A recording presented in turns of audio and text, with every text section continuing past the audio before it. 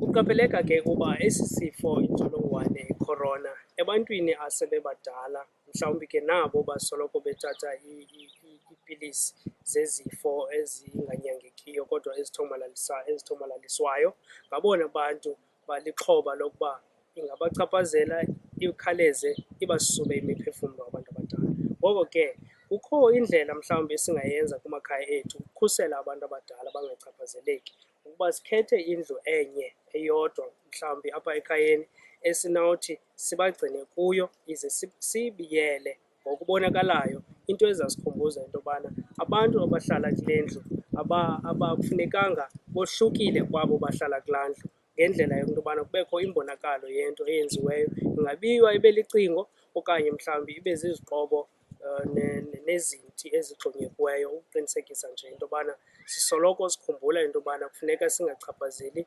utatomkhulu nomama omkhulu isifo i-corona. Nokuba thina ke singathi sichaphazeleke, kodwa esingakhuthazi uba nathi masichaphazeleke, kodwa njengabantu abatsha abanobakhona efemelini, sinamandla noko ukuba esi sifo singangakwazi ukusibulala thina.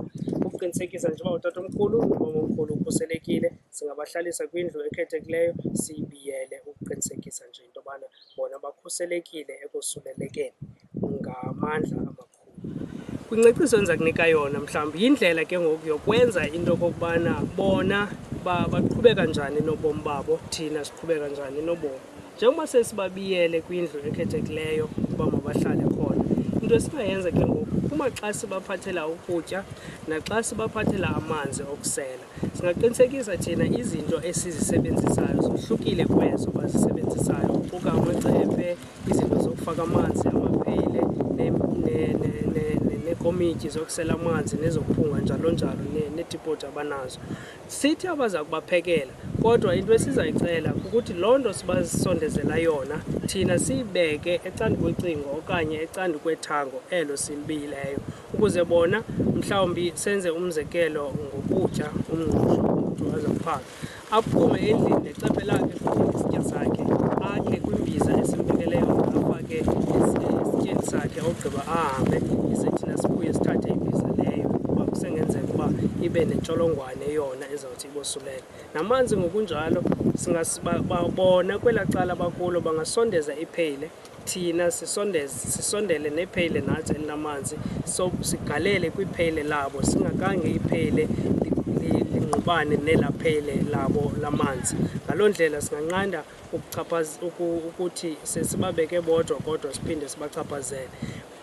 Omnye ke umba wasekutheni indawo yangasese, singakwazi ukuthi itoilet abayisebenzisayo bona singasebenzisi yona thina, bakwazi ukuphuma ngexesha lokuphuma baye etoilet, kodwa siqiniseke thina uba sisondeli kubo yaye abasiphathi izinto abaza kuziphatha bona.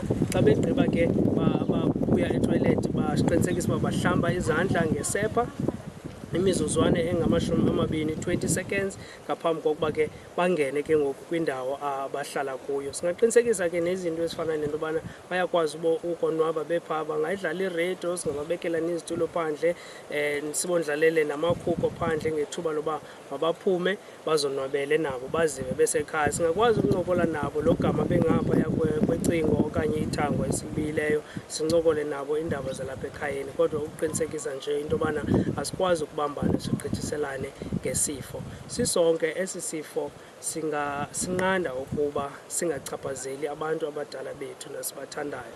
Enkosi kakhulu.